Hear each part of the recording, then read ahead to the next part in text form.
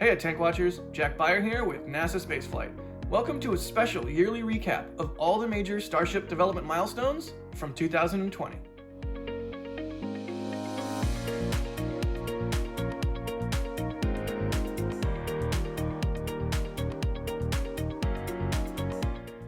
As usual, most of the footage you're about to see was captured by NASA Spaceflight team member and Boca Chica resident, Mary, at Boca Chica Gal on Twitter.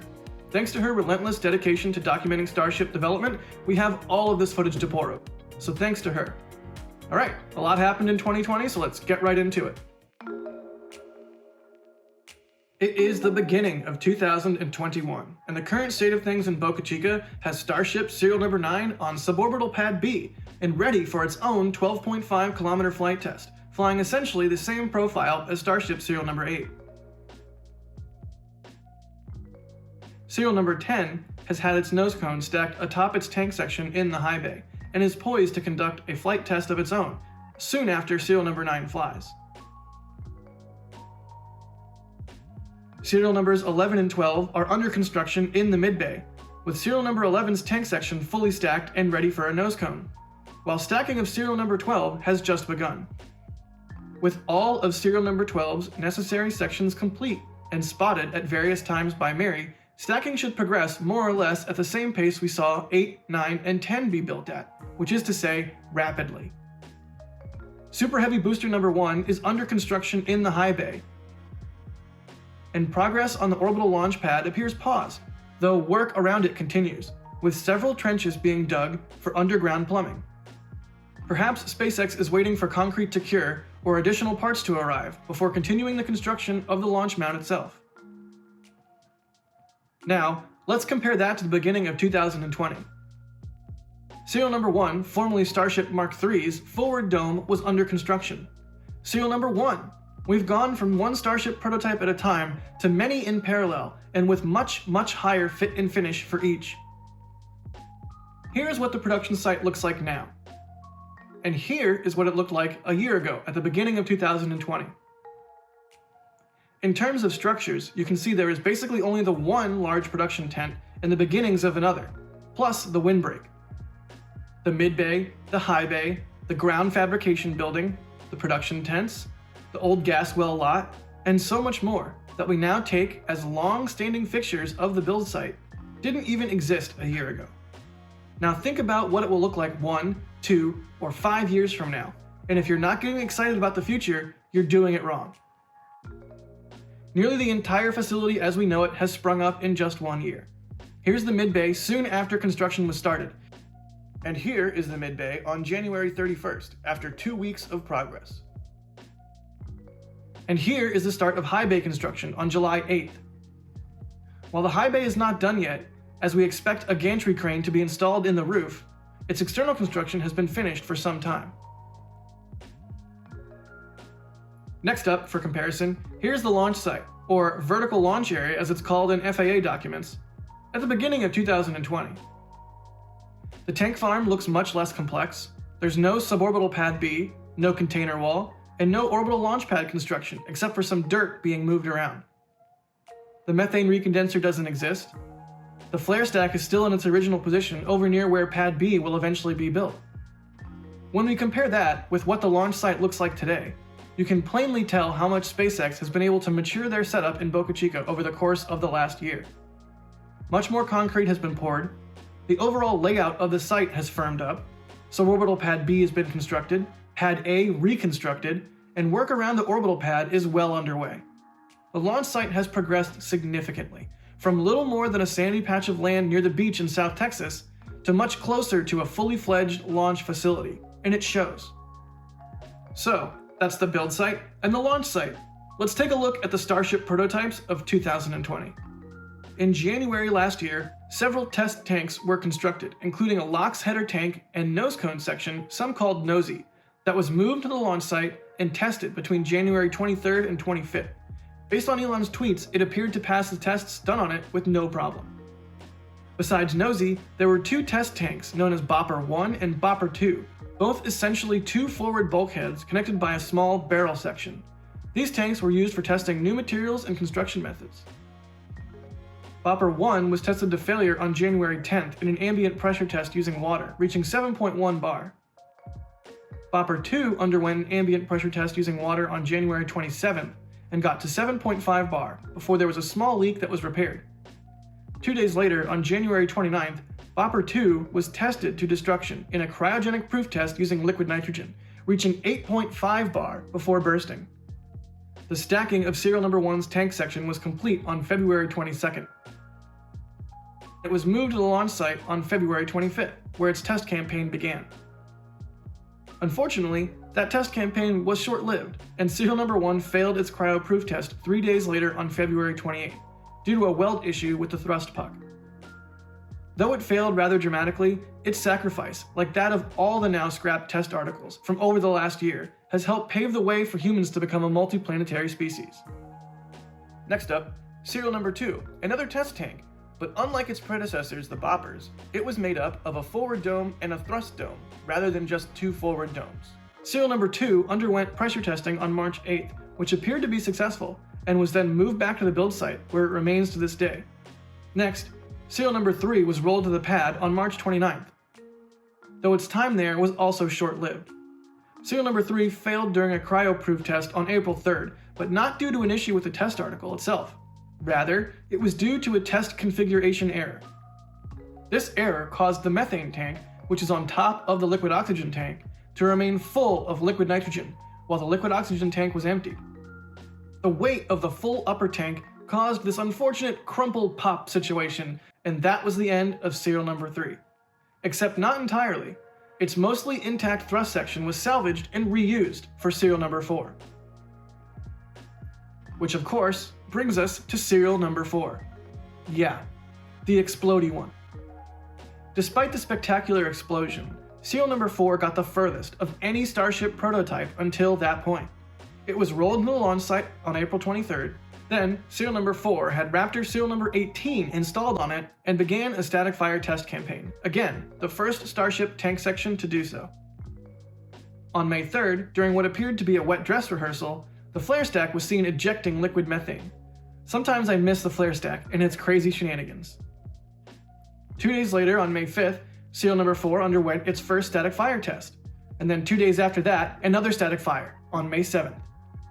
After that, Raptor 18 was removed, and more cryoproof testing with the thrust simulator ensued on May 9th, with SN4 reaching 7.5 bar and passing. Next, Raptor serial number 20 was installed on serial number 4, and underwent more static fire testing. A 7-second firing on May 19th, a 3-second firing on May 28th, and a 3-second firing on May 29th. That's a whopping 5 static fires in total.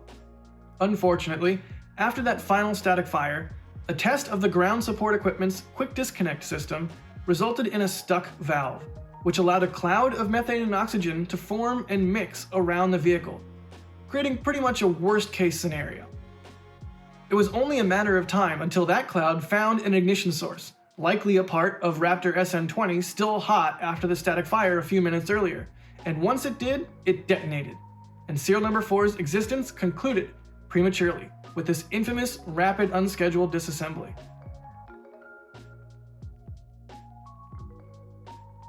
In between serial number 4 and serial number 5, another test tank, SN7.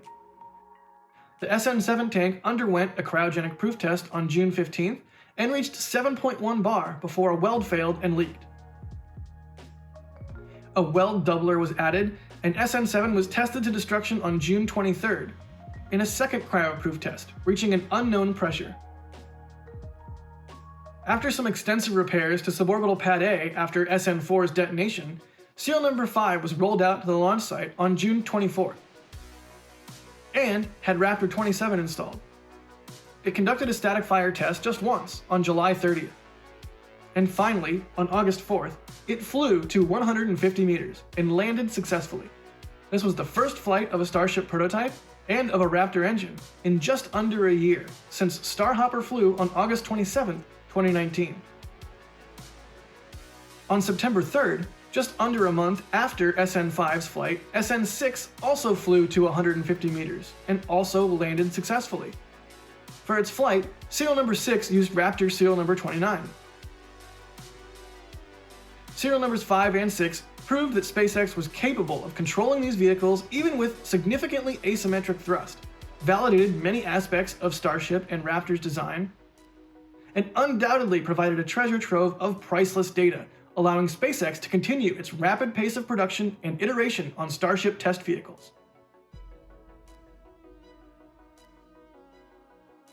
Next up, the SN 7.1 test tank conducted numerous proof tests throughout the month of September.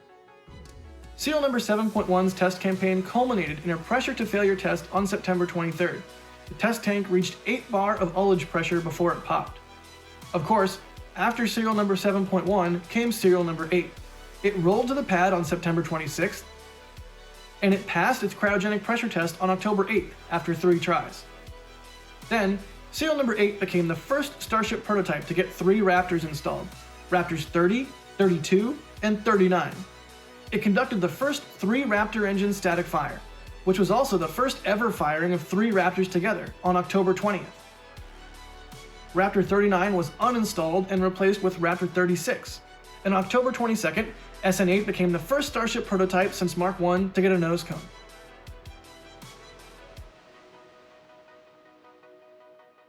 Then, on November 10th, serial number 8 conducted a second static fire, this time with a single engine.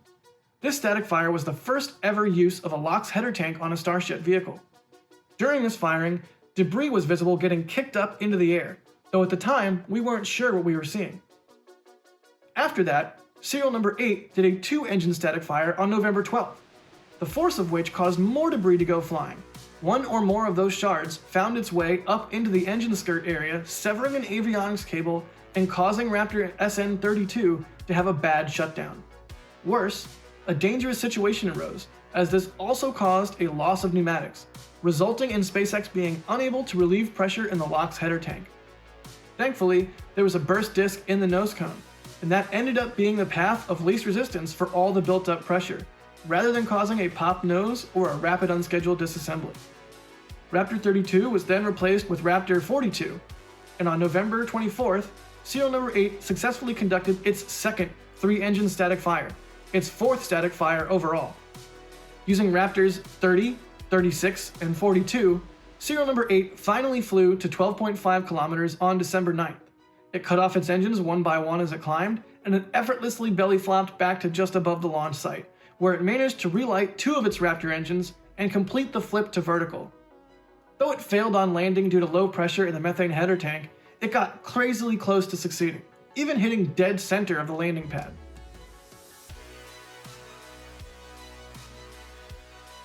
Serial number 9, as you probably remember, was prepared to roll out shortly after serial number 8, but unfortunately it tipped over in the high bay while it was being readied for transportation to the pad.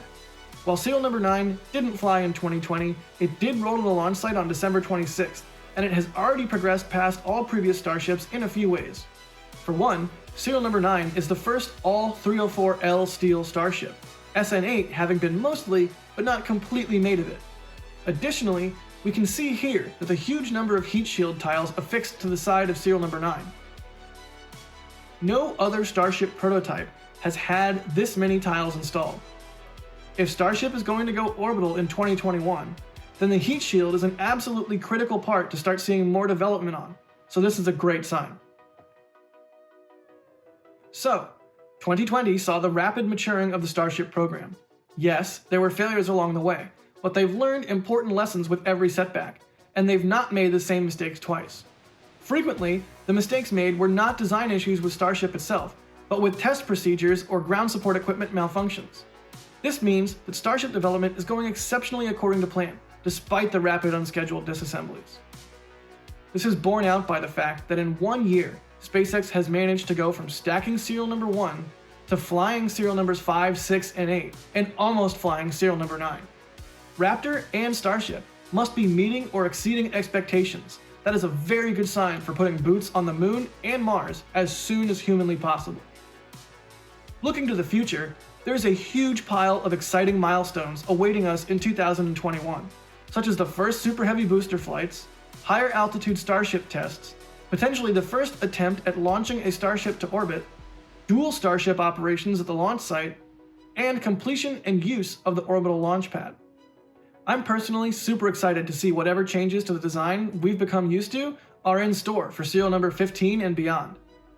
And the prospect of learning more about the current state of the Starship system in the next update from Elon and SpaceX, whenever that finally happens. Just think of all the amazing things that happened in 2020, and imagine how much closer to Mars we'll be at this time in 2022. What Starship serial number do you think they'll be up to? Do you think they'll have gone orbital? Let us know what you think in the comments. Okay, that's it. Thank you for watching, and thank you for your support. If you like this video, hit the like button, and if you don't already, hit subscribe.